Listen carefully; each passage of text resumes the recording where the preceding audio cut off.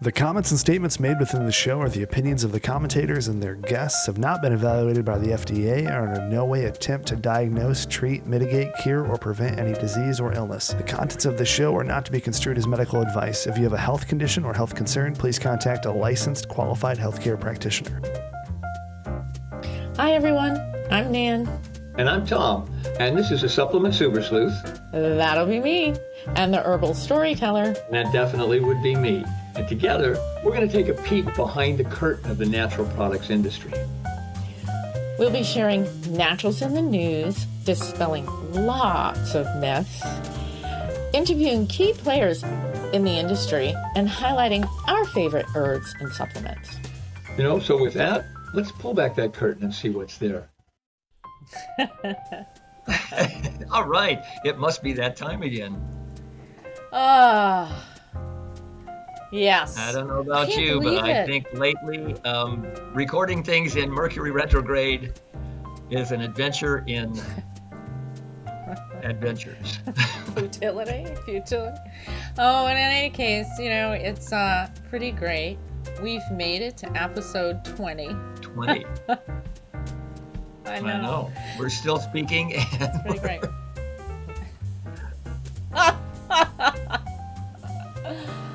Oh, cool. We never play it this long, but what a great, I love this.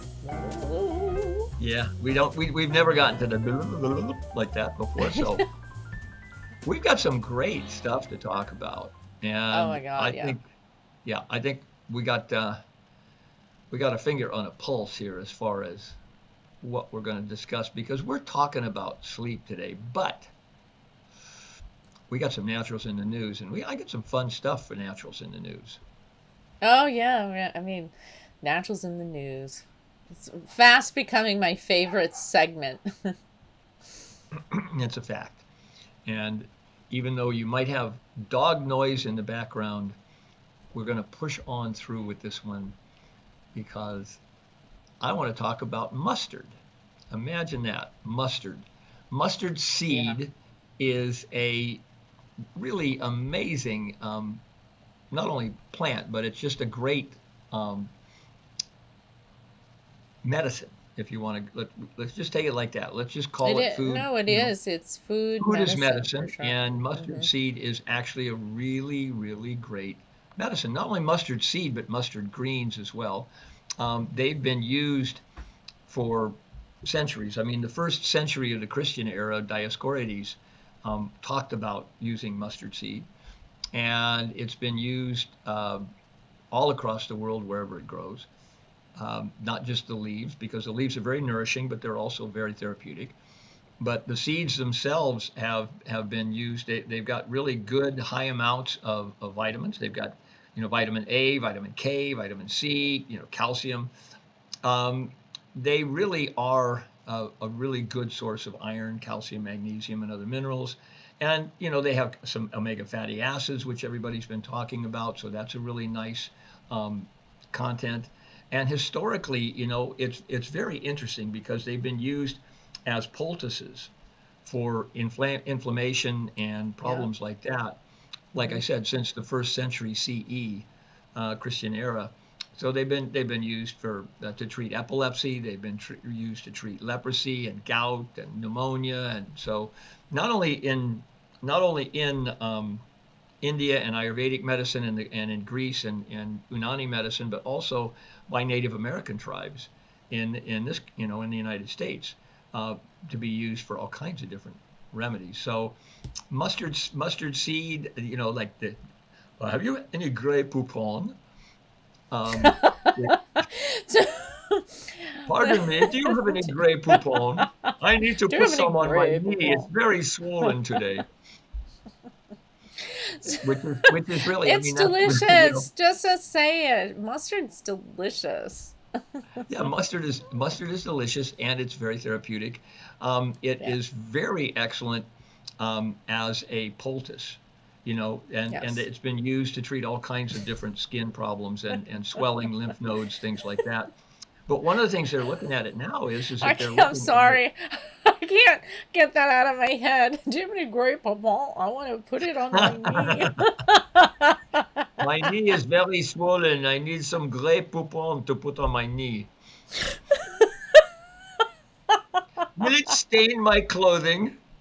Yes, it will stain your clothing. Sorry about that.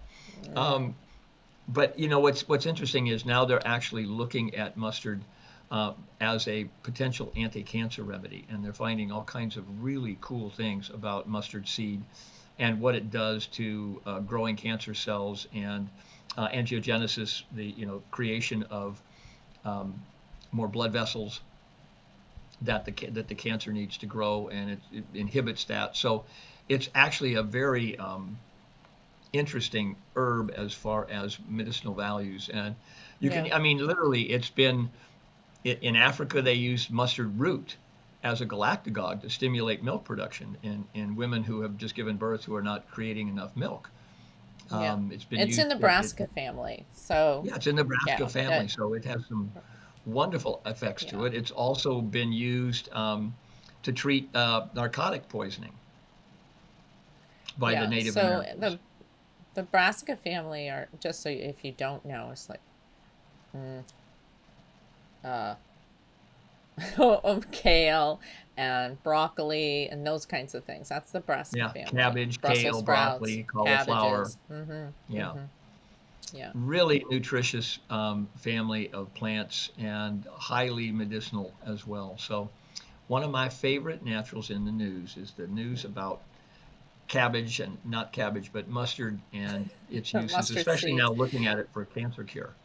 I Yeah. think it's really And kind of from the cool. smallest of seeds, a mighty plant can grow. It's a part of parables, and yeah, it's Hmm. and our ancestors definitely wanted us to remember mustard. Mustard's hot though. It's hot and can be drying as the seed. So when you take it that way, so if you already have a hot condition, it can make it a little worse. But Hmm. the leaves and the leafy part of the full grown plant is not as hot as the seed, but tremendous food as medicine for sure. Right, and even some cultures have even taken the leaves and pounded them into a poultice and put them on their foreheads for headaches, and For used very headaches, yeah, effectively for that. and for fever, yeah. And So mustard seed oil is actually a wonderful massage oil if you have, lack of circulation to certain areas. You can use mustard seed oil because it's warming and it brings circulation to that area. warming, yeah, cool, yeah, awesome, great All right, first and naturals in the news. What's next? well, the other thing, again, we're going to do food as medicine right now because I'm into the idea of food being medicine, and we're really talking about oats.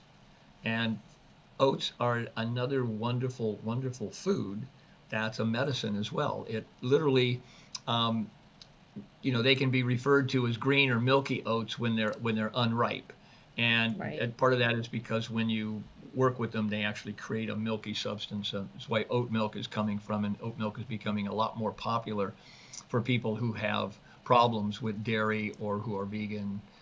So they're just by dint of not wanting to use animal products, looking for some milk substitute, and oat milk is really a great substitute for that.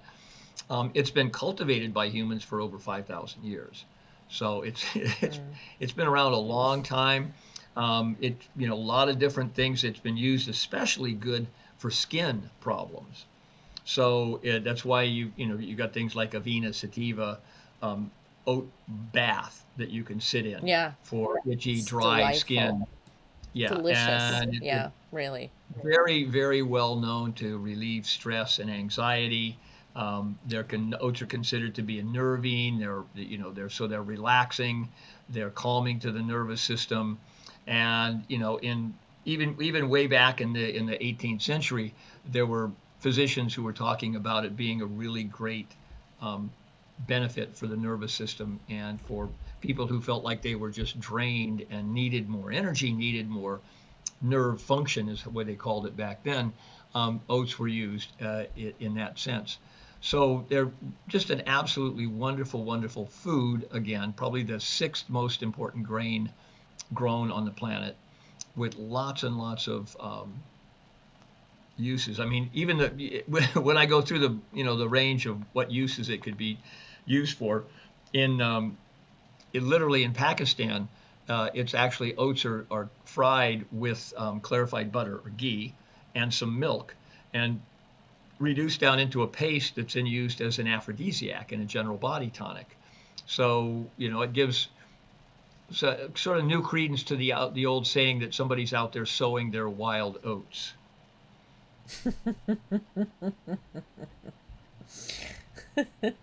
Oh, that's where that came from.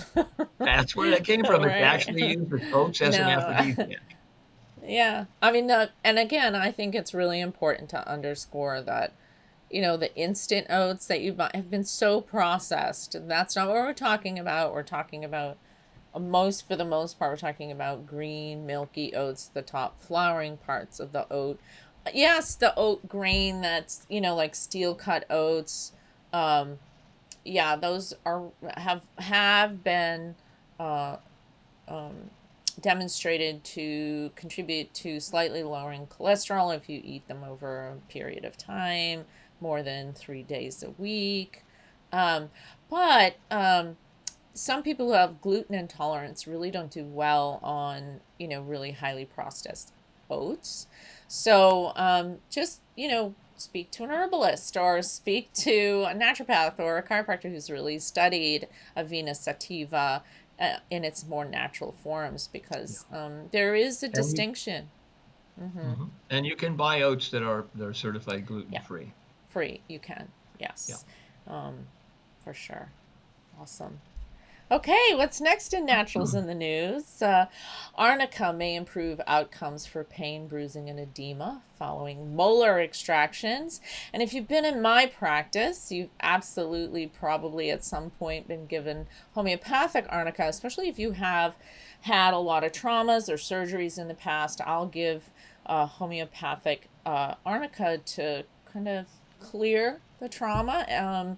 It works beautifully. Even decades after trauma, I have a wonderful person in my practice who used to be quite the football player, had a neck and shoulder injury that rendered his left shoulder pretty injured. He's now 50, and arnica has been amazing for him in the homeopathic form. But in this study, it was a pilot study. It was published in Evidence-Based Complementary and Alternative Medicine in December 2020. Post-surgical sequels or complications following invasive dental surgical procedures, including periodontal regenerative surgeries, maxillary sinus augmentation, ouch, an extraction of impacted third molars. So complications are pain, extraoral bruising, so you'll see bruising on the cheeks, trismus, and edema. Severity of these situations are associated with the complexity and the length of that procedure, medical condition, and of course age, and the experience of the practitioner. So, even with an experienced practitioner, if you're doing really intense oral surgery, you can bruise pretty significantly. Yeah. Arnica montana has been shown as an effective alternative to conventional pharmaceuticals to reduce this type of post-surgical trauma and edema, and they use it topically in this case. So arnica is extracted and it's formulated into topical applications as well as homeopathic oral supplements, just like I do in my practice.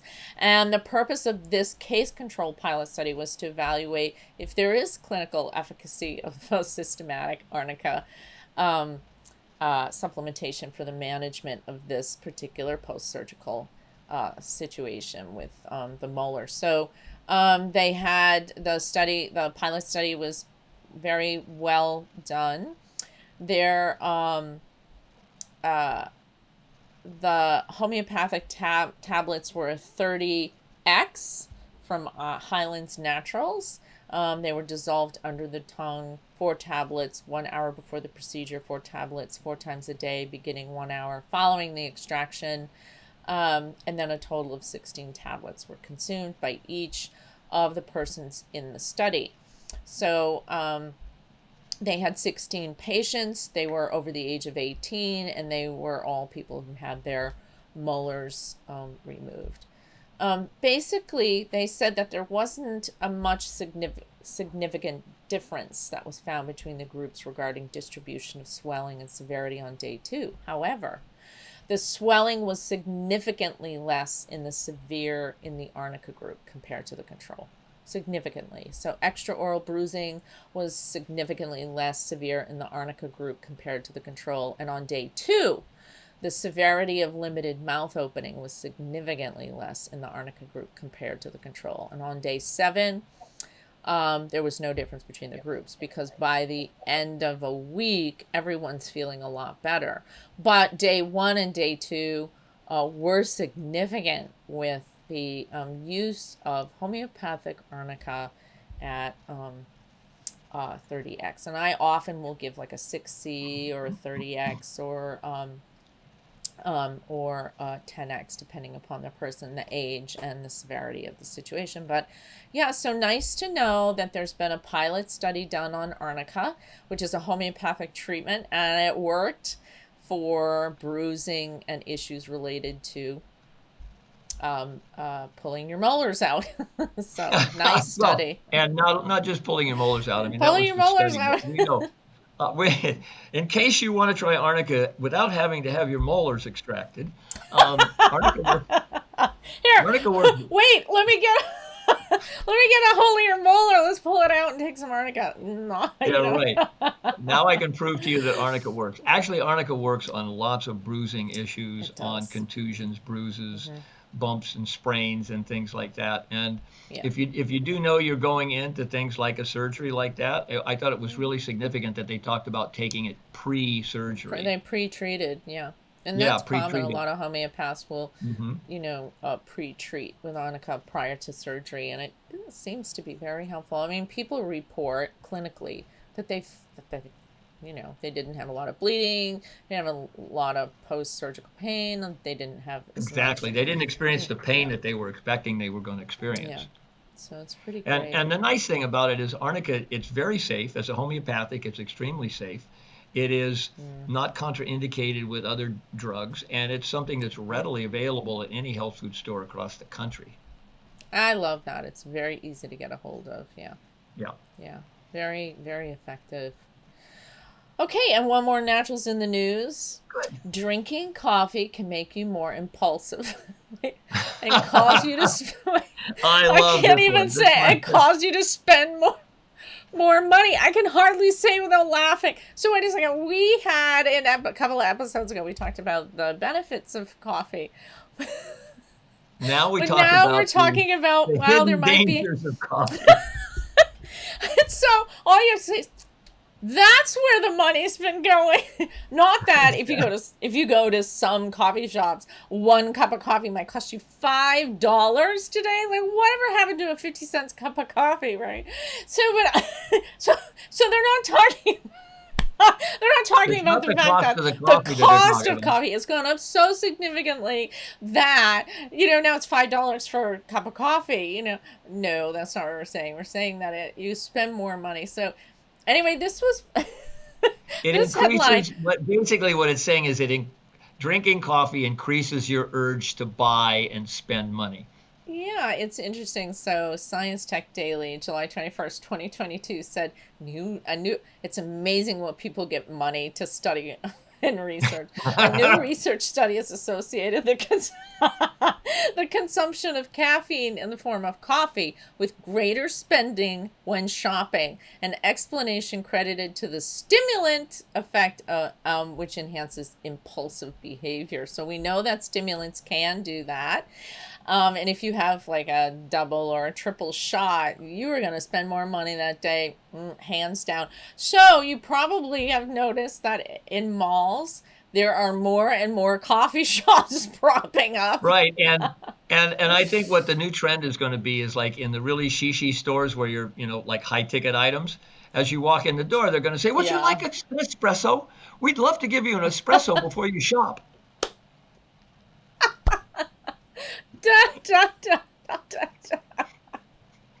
Oh my gosh. By the time you visit 4 or 5 really high-end stores, you'll have consumed maybe 6 or 7 espressos you'll have enough caffeine in you that you'll spend any and all money that you've got, So based on true. this new study. Nan, Oh, yeah. that brings up a thought, and you know how those things stimulate thoughts in my crazy brain. Um, Yeah. just think about all of the people who don't sleep well. And Yeah. what's the main thing that we do when we wake up in the morning? We haven't had a good night's sleep, but we know we've got to get to the job, we've got to do our work, whatever we have to do, we've got to be on, we've got to be there. So what do? We reach for a cup of coffee. A lot of times that's what people go for, is they're like, okay, let me have a cup of coffee. Maybe we pound down 2 or 3 cups of coffee, and then we go do our thing. But what's really underneath that is maybe we wouldn't need the coffee if we got better sleep. Oh, So totally. I think we should talk about sleep. I think we should have a conversation today about sleep and what is sleep? Why is it important? Why is it so important? Why can't we just do away with it? What are the benefits of good sleep? And And that's there's our our music. segue music for There's our our music. Naturals in the Know. And today we are definitely going to talk about sleep and how that impacts us. And caffeine, as we all know, caffeine can significantly impact your quality of sleep, your length of sleep, and your quality of sleep. A little goes a long way with a cup of coffee Yeah. in the morning. There's benefits, and there's also the pros and cons, right? We have pros and cons for coffee and caffeine in general, and how much a human of 150 pounds can take in on a daily basis without sleep disruption. And it's not a lot. 1 cup is probably about most, unless you're 200 pounds and more, you can have 2 cups. But it really, there's a reality there. But we are going to really get into some sleep and some sleep studies. So I'm really excited about today's naturals in the know, because we Tom and I talk about this a lot, and it is very true that I think out there that many of the health issues that we're seeing in children and adults over the age of 40 are related to sleep disruptions, and those sleep disruptions can be significant, and they can go undiagnosed by a physician. Oh yeah, So absolutely. yeah, so it's, for me, you know, it's the discussion about what is a proper night's sleep is, it's a big deal. And Tom and I said, oh, we definitely want to do this. This is really important.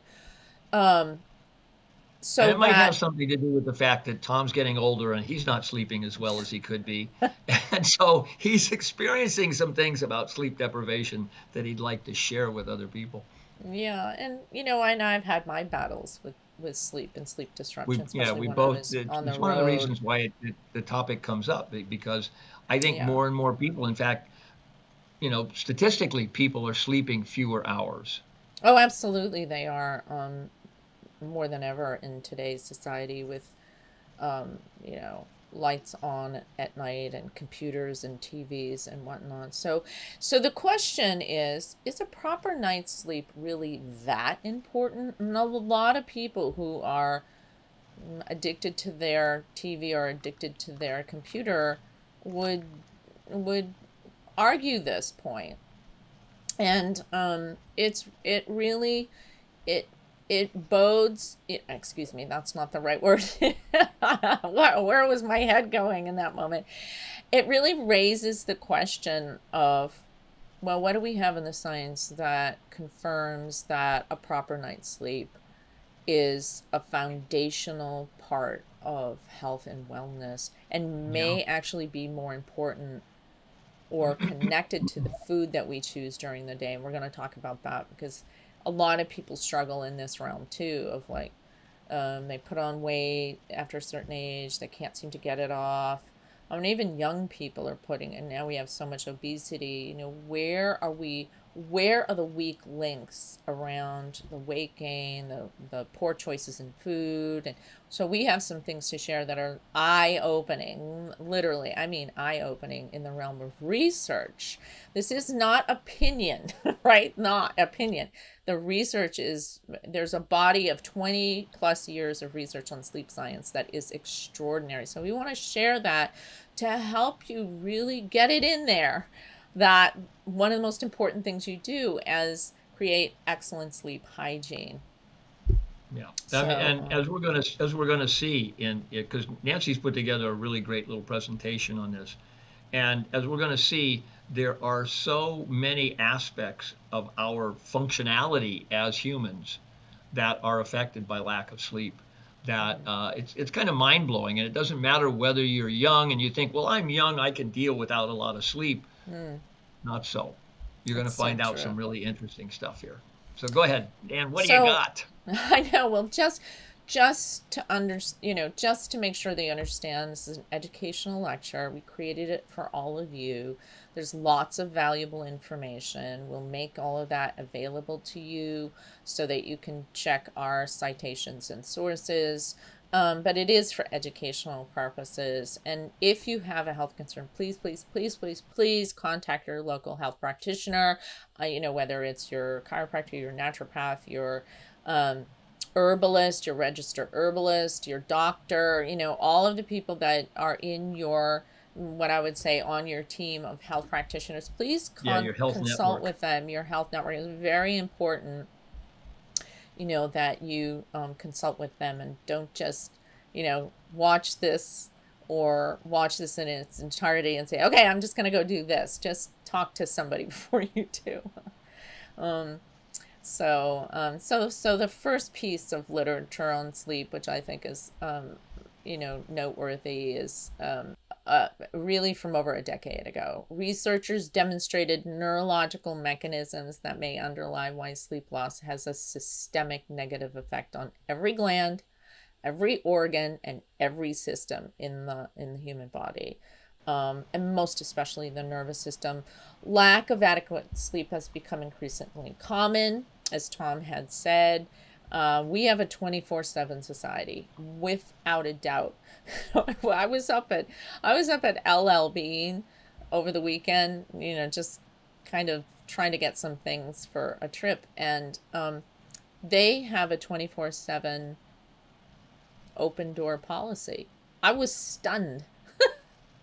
This is a shop. It's incredible. It's up in Freeport, Maine, and it's like a mall in itself. It's just one store, but it's like a mall in itself. And they literally are open 24/7. And I just shook my head like, what? But that's our society, right? And unfortunately, right, diminished sleep absolutely has significant health consequences. Metabolic, cardiovascular, mental health disorders, including depression, cognition, there's a consideration for ADD and ADHD. It is a big deal. Yeah, So, yeah. And it's pernicious because it kind of creeps up on you. It's like, it oh, certainly 1 or 2 days does. sleep loss, not too bad. But then you get to a point where now you've had a week or two and things start to, that's when the wheels start to fall off. I know. And part of the problem too is people acclimate themselves to little sleep. And they say, well, I Exactly. feel fine, but they don't understand that just because you're acclimated doesn't mean that your body isn't suffering, right? Your body does everything to try and create homeostasis. And when you're young, you can get away with an overnight, or a couple of nights where you're cramming for a test, or you're cramming for your finals or your midterms. That's fine. Your body kind of manages it. I often talk to people, see a lot of people in their 40s and above because, like Tom says, the wheels come off the cart, And so what we see there is people who can't even miss a night's sleep, or if they have attenuated sleep, are really suffering significant health issues. So, in Well, this, and it's yeah, go ahead, yeah, please. it's like the what comes first, the chick, the Chicken or cart the egg, before the horse, or right? chicken before the egg. It's like you start missing sleep and little tiny things start going wrong physiologically, Definitely. and you don't start noticing them. They're not until they start getting bigger, and then we Right. have all of these, like culturally accepted remedies. Oh, I'm just going to drink more coffee, or hey, Or I'll have a glass of I'll wine do, before I go to sleep, or yeah, two, or or I'll figure three. out a brain hack, or I'll figure out something else that I can do so that I Right. can get by with less sleep. Right. And it's, to use the old time saying, it's like you're borrowing from Peter to pay Paul. You really at some point you're going to end up finding that it just hits you, and that's what Nancy's talking about when in Right. clinic. People in their late 30s, early 40s, all of a sudden they're like, I don't understand why I feel this way. Everything Right. was great, and now I'm just wiped out. I've just put on all this weight. I'm exhausted all Hmm. the time. I can't keep a thought in my head. I'm losing my keys. I left the kids somewhere. I one of my clients said one of my clients said to me, I shouldn't be Let me see laughing, my but kids. this is she said she went to pick up her daughter. She thought she had her in the car and she drove away. It's awful.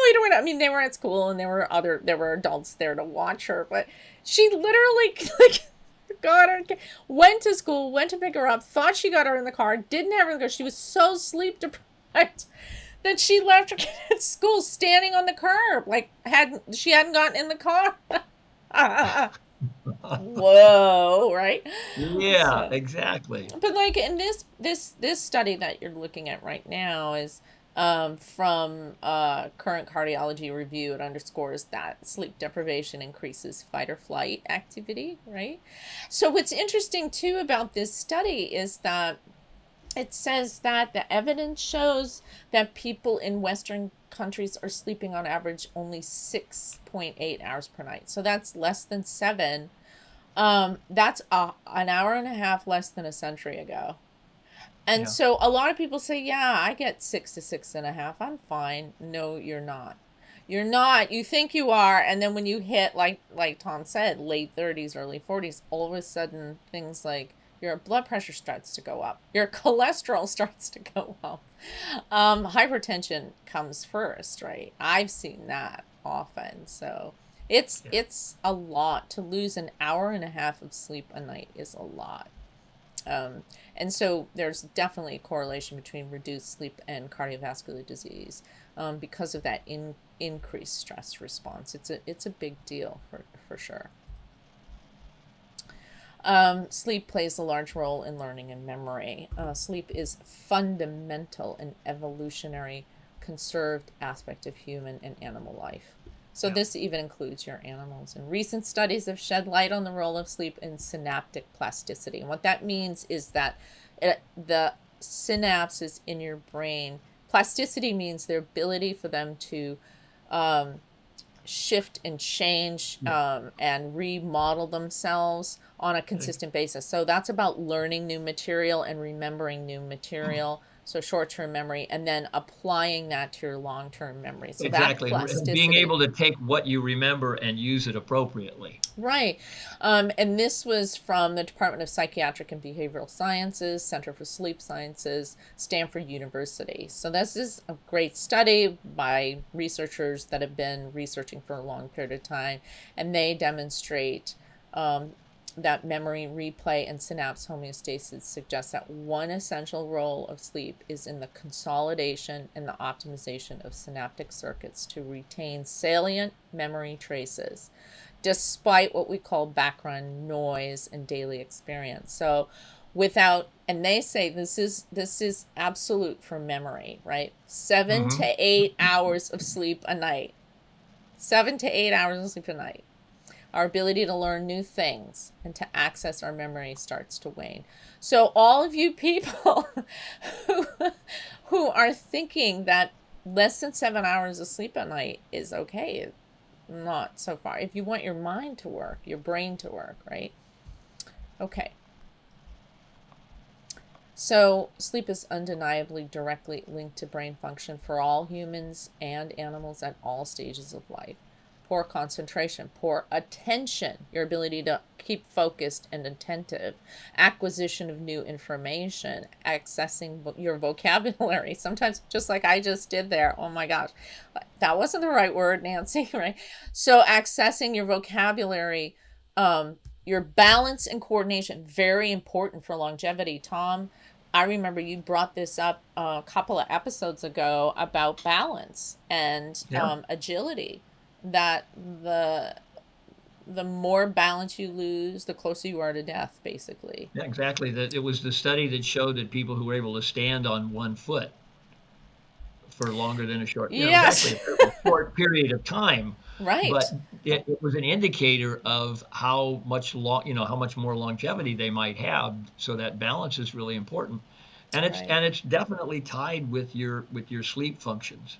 I mean, one of the absolutely. things that they know is that automobile accidents and at-home accidents, job-related accidents increase with lack of sleep. Lack of sleep, absolutely.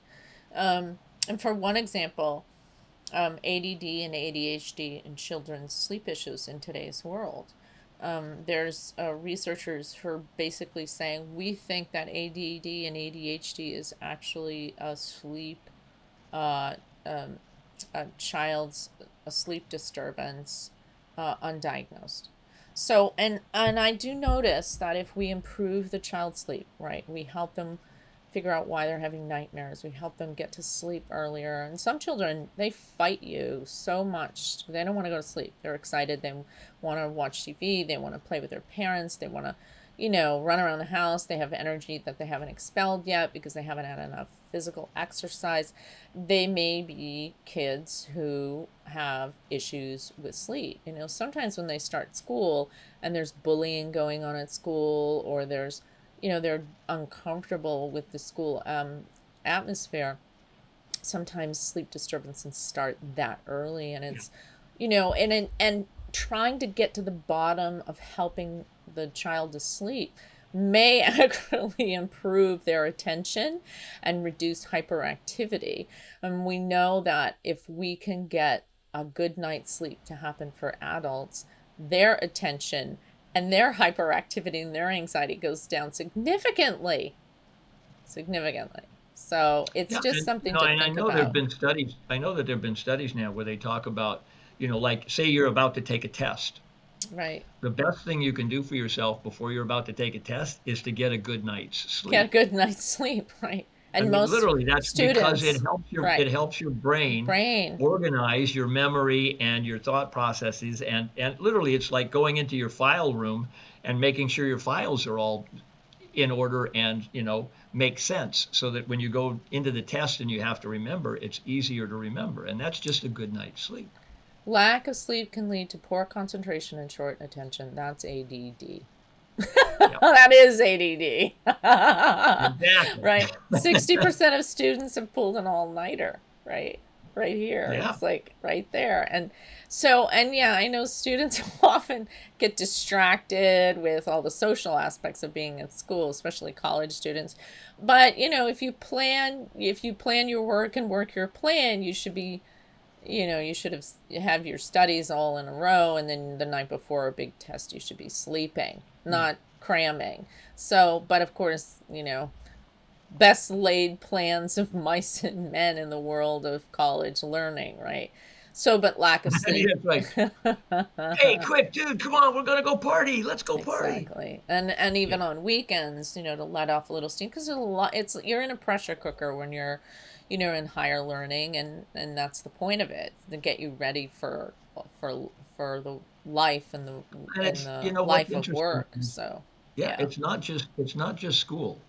It's like now, because of the whole this whole pandemic and people changing jobs and everything Yeah, else, that's a there's a lot of good people point. out there learning new skills, new behaviors, new Yeah. ways of doing things. Yeah. And that this applies to that as much as it applies to going to school. If you're trying to learn a new process, a new job, a new skill, get sufficient sleep, and you'll find it much easier than trying Absolutely. to get by like, okay, I'm going to stay up and read and study on this stuff, and I get 5 hours of sleep a night. It's okay. you're not going to remember it as well. You're not going to remember as well. Absolutely. And Tom found this, and I just thought it was, we talked about this review from the Journal of Epilepsy and Behavior. And we talked about, like, are we getting off topic here? But really, I think it's a really good example of what can happen with really disturbed sleep. So we see this review. It condenses years of neurological research connecting poor sleep with disease states such as Alzheimer's and epilepsy. The brain is undeniably electric. Okay, so your nervous system is electric. It is a battery, right? And if you don't, it is a battery. It absolutely is. It works just like a battery, right? And if you don't recharge the batteries, the brain slows down and almost to a grinding halt. And it can, just like any battery that has just been exhausted. It's not going to work, right? The connections won't happen. So that proper sleep helps to organize memories, short-term and long-term, but it also affects how the brain structurally functions, right? You have sleep deprivation over a long period of time, and that the structure of the brain. So structure and function are intertwined in everything. If you remember your original Absolutely. anatomy physiology classes, they said form follows function and function follows form. That's a known fact, right? So Yep. in physics and physiology and anatomy and biochemistry, that's a fact. It's like form follows function. So what happens is if you are constantly depleting function, the form will change. And so that's what we're seeing with things like epilepsy. I mean, it may not be causative in epilepsy, but it can be very relational in epilepsy. I have a dog who has grand mal seizures. He's an epileptic. And I know that he's reaching his threshold for seizure when his sleep is disturbed. Like, he'll be restless at night and he'll cry out. I think he's having nightmares. I mean, I don't really know for sure, but on those nights, I think, okay, I got to hydrate him and I got to get him a little bit more Pay much exercise. And more attention to I have him. to Yeah. pay attention because if I don't manage it, he'll definitely go into seizure in a day or two. He'll start to get glassy eyed. And part of that is because for some reason his sleep is disturbed. And if I can keep his sleep normal, he won't hit that threshold for seizure. So I've seen that just with my own pet.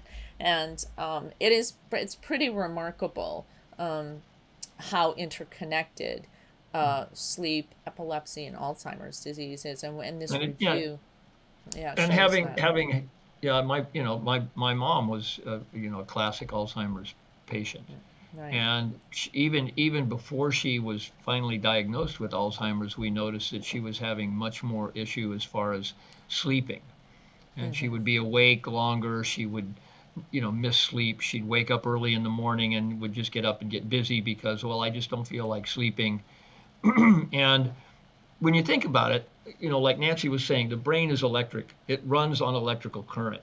Yeah. And as with anything, to have that current run properly, it's like you've got to charge your batteries. I mean, just think about your Yeah. cell phone. If you don't charge the cell phone regularly, you're going to lose the functionality of the cell phone, especially as it starts to get down to that, 5 to 10%. It'll start Right. giving you messages like, please Right. charge me, plug me in. And the brain's having the same effect. It's Right. literally saying to you as you start having these little memory lapses and so on, hey, I need a little bit more sleep. I need some recharge time. Definitely. Definitely. Okay. And this was from almost a decade ago. Actually, it is more than a decade ago. Researchers considered the change in proper sleep contributed to skyrocketing obesity in the US, which I think is a bold statement, but I can really attest to this. This review outlines biological influences from long term reduced sleep times that have become common in the American culture. And basically, uh, sleep deprivation had been associated with multiple physiological changes, increased cortisol and ghrelin. Ghrelin controls appetite. Decreased leptin, which also controls appetite, but the other way. So when your leptin is low, you don't have a shut-off valve. You're hungry all the time. When your ghrelin is high, you don't know when to stop eating. You never feel full when you're eating. So impaired glucose metabolism. So then you eat all this food and you absolutely don't do anything correct with it. You just pack it on as fat. And because you're looking for energy, you tend to eat higher carbohydrate foods because those are the foods that give you the energy you're looking for. But it's that double-edged sword, like Nancy's saying. All of a sudden now you've got all of that to process, and if you can't use it, if you're not burning it, it goes to fat. Right. And then on top of that, now you have inflammation. So there's the studies back then over a decade ago said that there's an increase in inflammatory, both pro-inflammatory markers and actual inflammation itself with sleep deprivation. And deprivation, again, let me just be, not like you don't sleep at all, but you could lose if you're sleeping under 7 hours. If you're sleeping under 7 hours a night, you are in sleep deprivation. So that is tricky for a lot of people. So this study from the Annals of Internal Medicine also indicates and demonstrates how insufficient sleep is an ongoing in an ongoing basis. So if it's just like you're really struggling, and you're just kind of complaining about it, but you're not getting support, you're not going to see your PCP, or you're not going to see somebody who's saying, going to get some sleep science done, like maybe you have, breathing issues or something like that, and you just let it go on, it can absolutely negatively affect your attempts at losing weight. So lots of times what happens is you put on weight, you're like, I don't get it, I haven't really changed my diet, or you have, but you don't know your diet has been changed because you're eating for energy and you're just mindlessly eating. So a lot of people get into this vicious cycle with putting things in their mouth and they don't even know they are. They're just eating because they're like, I gotta get through whatever I'm doing. I can barely concentrate, and they're just eating to try and grasp at straws for energy. And you know what I found really interesting about this study, Nan, was the fact that they were talking about sleep curtailment, not enough sleep, literally decreased the proportion of weight loss for fat. By 55%. Yes, this was an excellent study because it really described what happened. So say, for example, okay, you just work so hard and you use every ounce of willpower you have. If you don't get 7 to 8 hours of sleep, you won't lose weight and you won't lose the fat. You might lose muscle. You might lose lean muscle. You might lose water weight. But you won't lose stored body fat because your body will hold on to the stored body fat. So it's crazy. And not only that, but what's fascinating about it is lean muscle is the muscle that burns fat in your body. So if you're not getting enough sleep, calories, it burns your calories. To fast and not eat, you're going to lose lean muscle, which means you're going to save more fat. And something else, lean muscle also increases electricity in the body. It's like a backup battery for your nervous system. So it'll feed the nervous system with electricity. And if you don't have enough lean body mass and you don't have enough muscles and you're not, you lose your battery, basically. You lose a backup battery, which is the and then this is real. This is an absolute real thing. And I'm simplifying the science here. But every time your muscles contract, it's like you create you create not just contraction of the muscle, but electrons. Like a generator. So, it's like a generator. And so that gets, that's part of how the body works as a really good battery, is that, you've got these contracting muscles and you're producing all these electrons, and that helps and underscores the support for the nervous system, which needs an enormous amount of energy and enormous amount of electricity in order to work. So. And proper sleep charges your battery. That's Pretty the much. Most important takeaway is proper sleep charges your battery. That gives you the ability to do the dieting, the weight loss, the fat loss, the change that you want to do. you're not sabotaging yourself. Sleep curtailment decreased the proportion of weight loss as fat by 55%. That's Yeah. exceptional.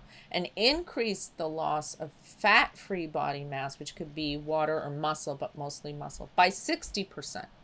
This was accompanied by markers of enhanced neuroendocrine adaptation to caloric restriction, which means you had to keep eating less and less and less and less in order to lose weight, increased hunger, so you're starving, and a shift in relative substrate utilization toward oxidation of less fat, so you're burning less stored body fat. So basically, if you don't sleep 7.5 hours nightly and you attempt to lose weight, you won't. You'll Yeah. lose You'll your lose lean muscle body mass. mass instead of your fat.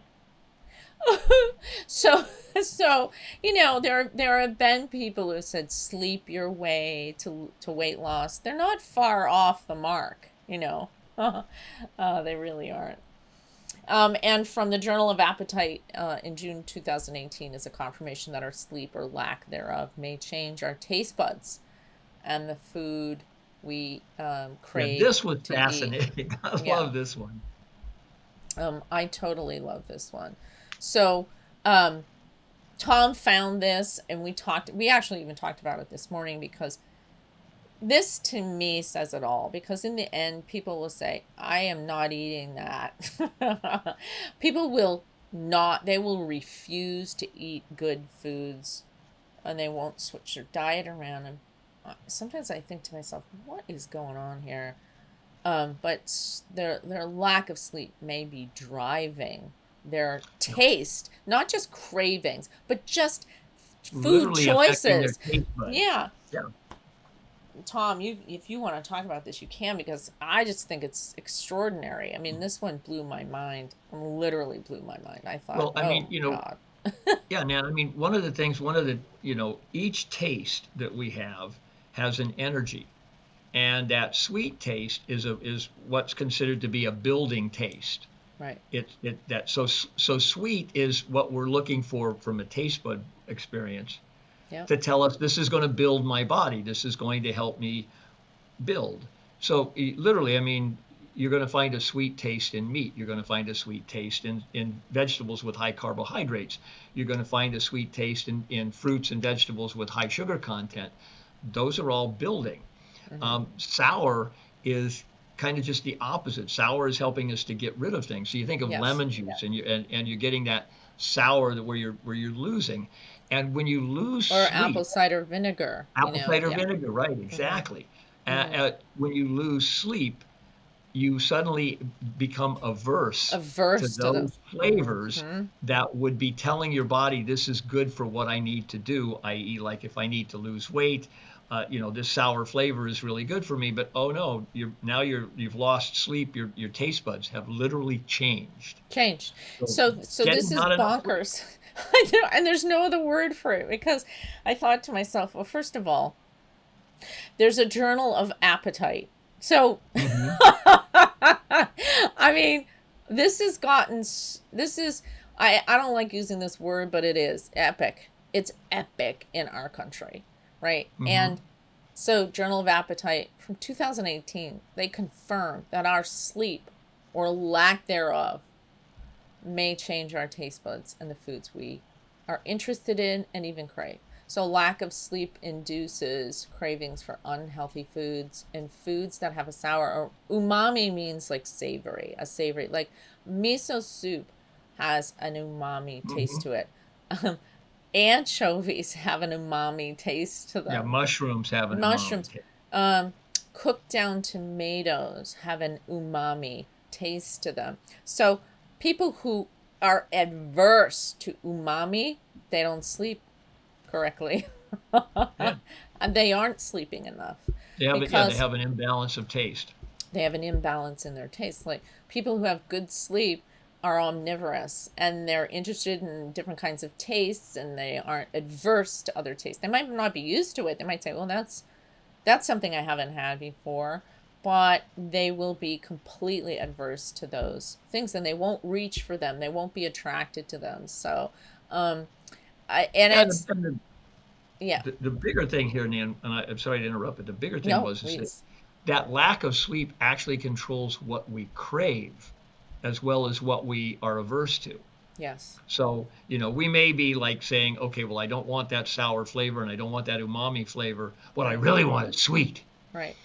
So, And that's, I mean, that's the craving. it's so interesting. I have people in my practice who've asked me to support them in cleanses. So I do these safe cleanses, which we'll talk about in the future. And one of the things I ask people to do is drink some miso broth, or miso soup in between if they're really hungry and they're really crashing, and I have a handful of people in those cleanses who say, I won't drink that. That's disgusting to me. And I think to myself, something's wrong here. And so it's like a real aha moment of, I have to look at a sleep disorder with these people, because that taste of umami should be delicious to them, and it should feel nourishing and should quench their thirst and quench their appetite, and they won't even drink it. They put it under their nose and they're in an aversion to it. So that's a real key for me as a practitioner, to kind of look for that underlying sleep issue, disturbed sleep issue. Yeah, really great. Learned something today, right? So, and this controlled study, best practices for clinical endocrinology and metabolism in 2010, said that markers of inflammation are increased and are altered detrimentally with a loss of sleep. The attenuation is, again, 6.5 and below. So some people, again, they sleep 6 hours and they think they got it in the bag, So absolutely not enough sleep. All right, so to summarize, there isn't a single bodily function that is hampered by the loss of sleep or undiagnosed sleep disruptions. The question that's still open is if the health issue that you're struggling with is caused because of sleep disruption, or is it the other way around? If you're having pain, is it disrupting your sleep, which is causing more pain, right? A cycle of that kind of pain. So is there a possibility that that accelerating cycle? Exactly. Is it your mood disturbances or weight gain or joint or muscle pain is the driving force, and then it's disrupting your sleep? You're eating too late at night, and we're going to talk all about what we call good sleep hygiene, things that you can do completely naturally at home and be conscientious about to kind of reform how you're getting to bed and going to bed and sleeping. But you could do all those things and there could still be sleep disruption. And so is it the ill health now that needs to be diagnosed and treated so that the sleep improves, or is it the sleep that needs to be treated and then all the other health issues improve? So it's like a chicken or the egg situation. So, but it is very true.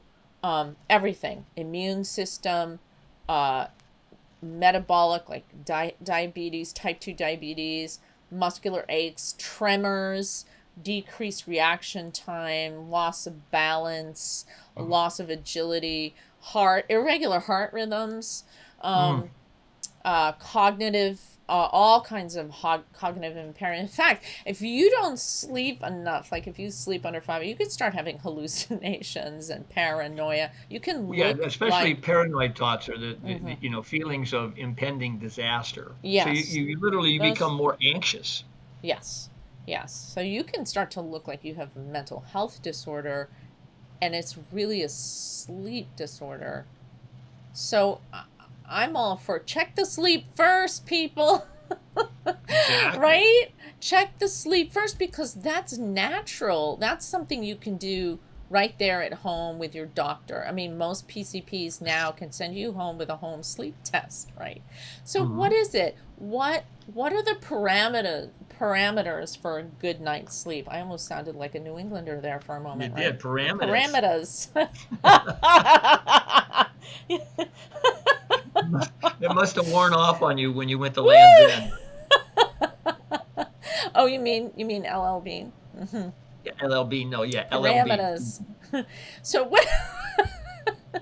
What are the parameters, right? So this is backed by decades of sleep science. Infants may need up to 18 hours. Um, Youths, uh, anywhere from 3 months to 1 year, need 14 to 15 hours.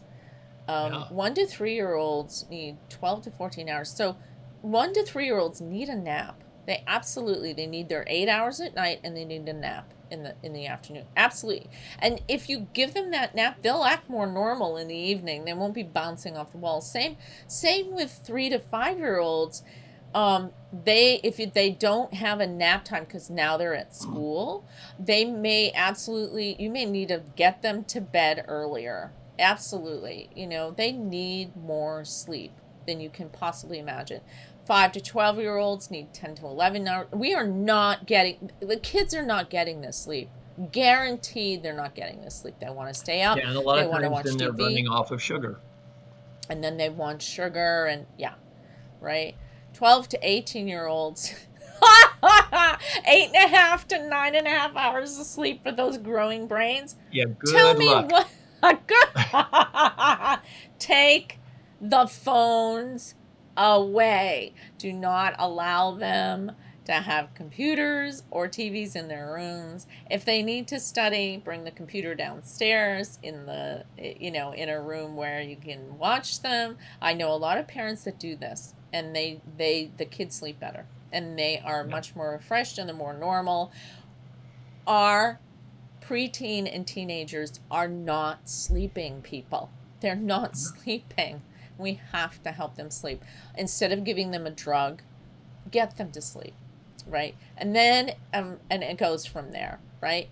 I guarantee you, adults are not getting 7 to 9. They're not. Well, and what strikes me too, Nan, is the fact that it seems to be endemic in the United States and maybe North America. I don't know about Canada as well as much as the United States, but when you look at some cultures, the idea of taking a nap is built into the culture. It's like, okay, if you're in Siesta. South America, Central America, it's siesta time. I'm going to take a nap in the middle of the day. And it's just because it recharges you. I mean, President Kennedy was famous for the fact that he napped a lot. Even if it was just a 15 or 20-minute nap, he would take little naps throughout the day in order to recharge himself. And for him, he knew it was absolutely important. Yeah, absolutely. And, so if you need 8 hours of sleep and you find that, okay, I only slept 6.5 hours last night, take a nap. Try taking a couple of 45-minute naps or even a 1 hour nap. Yeah. And see how much better you feel, how much more functional you are. And what they don't show here in this graph is ages over 40. 40, 50, 60, 70. So what's really interesting in recent science, sleep science, is that ages over 60 years old, you start needing more sleep again.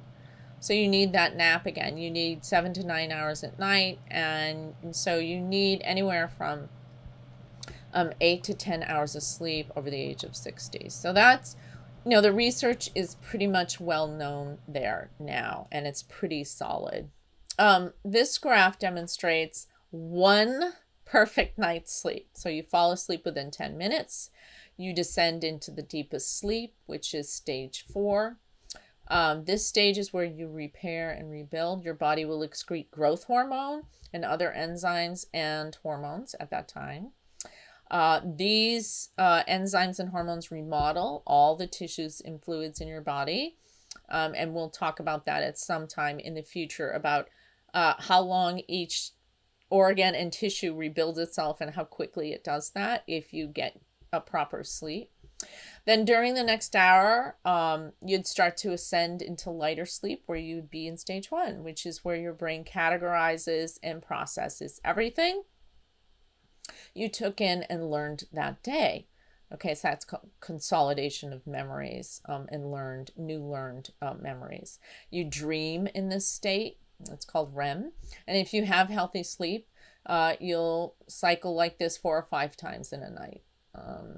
So if you have trouble descending into sleep and you have interrupted sleep, then this whole thing breaks down. So a night of uninterrupted sleep goes, you fall asleep within 10 minutes. You descend all the way down to stage 4. You come up an hour later, you're up in REM. You go down to stage 4 again, and then you come up in REM.